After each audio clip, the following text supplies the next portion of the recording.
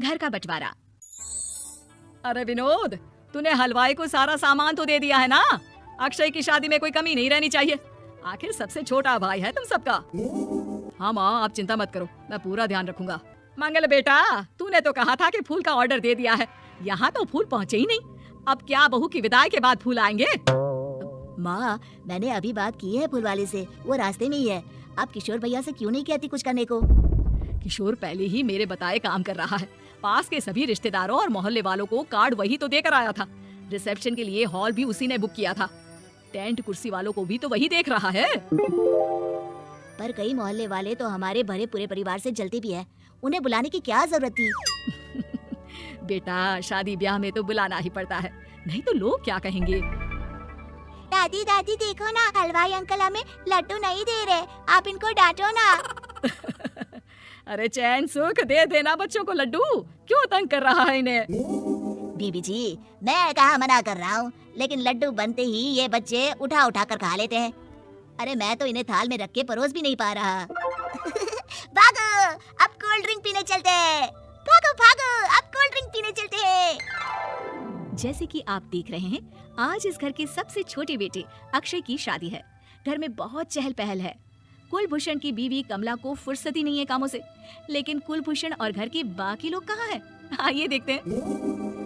अजी, आप यहाँ आराम से बैठकर गाने सुन रहे हो और घर में अभी तक इतने काम बचे हैं करने को। अरे भाई, मेरे सबसे छोटे बेटे की शादी है, इसके बाद तो मैं अब चिंता मुक्त हो ही जाऊंगा।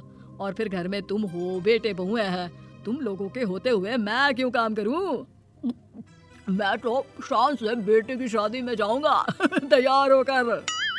अरे ठीक है, अब आप आराम ही कीजिए। एक बार अभिषेक की बीवी आ जाए, फिर मैं भी आराम करूंगी और मेरी चारों बहुएं पूरे घर की जिम्मेदारियां संभाल लेगी। इतना कहकर कमला वापस अपने काम में लग जाती है। बेटा भी, तू अब तक तैयार नहीं हुआ? किससे बात कर रहा है फोन पर? तैयार कैसे हूँ? सैलून जाने से तो आपने मना किया है, क्योंकि मुझे हल्दी लग चुकी है। भाभीियों को देखो, सुबह से पार्लर में है। अक्षय की शादी हो जाती है और नंदिता बहू बनकर घर आ जाती है, लेकिन इस घर की खुशियों को मानो किसी की नजर लग गई थी। नंदिता के आने के बाद आए दिन घर की शांति भंग होती रहती। अपने माँ बाप की इकलौती बेटी को इतने बड़े परिवार की जिम्मेदारियां कहाँ संभालनी थी? अभी देखो ना, मेरे हाथों की मेहंदी भी अभी नहीं उतरी है और तुम्हारी मम्मी ने मुझे घर के कामों में लगा दिया।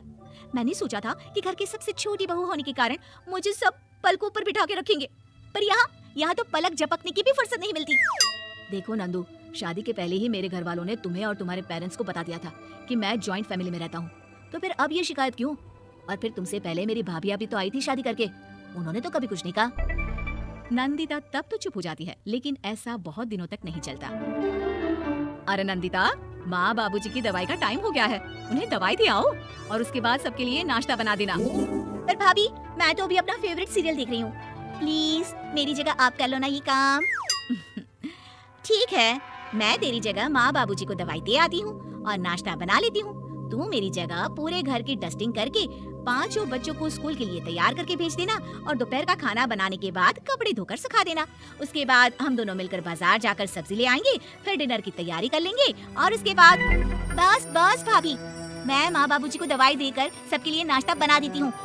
ये भगवान, ये कहाँ लाकर फंसा दिया मुझे। मेरे घर में तो गिनती की 8 रोटियां और 2 सब्जी बनती थी और नाश्ता निपट जाता था। यहाँ तो रोटियों का ढेर और सब्जियाँ बड़े बड़े पतीलों में बनानी पड़ती है।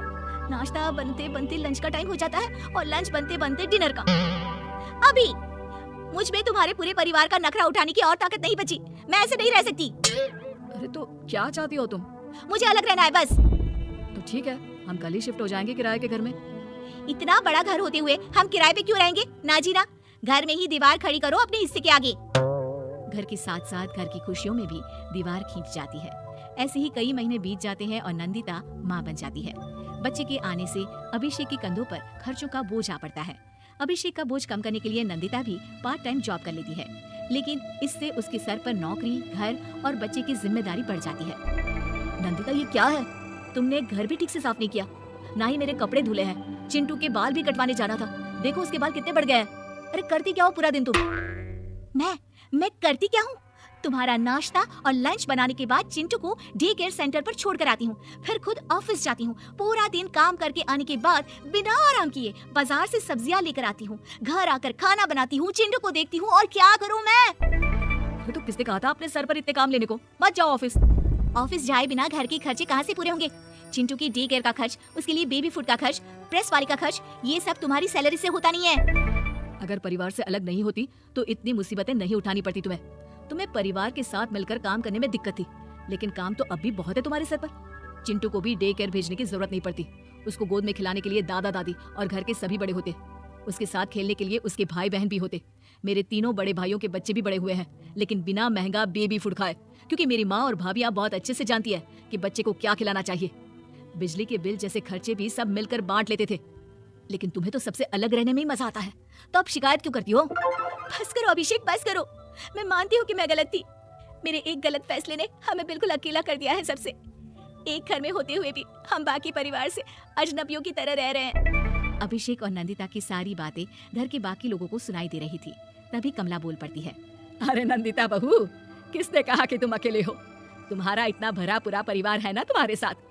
हम तो बस ये चाहते थे कि तुम अपनी गलती समझ जाओ।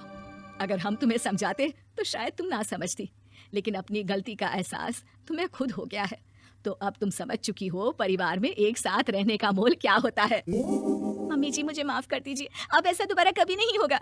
अरे माफी बाद में, पहले मेरा पोता जरा मेरी गोद में तो दे, और तू जाकर सबके लिए चाय बना ला।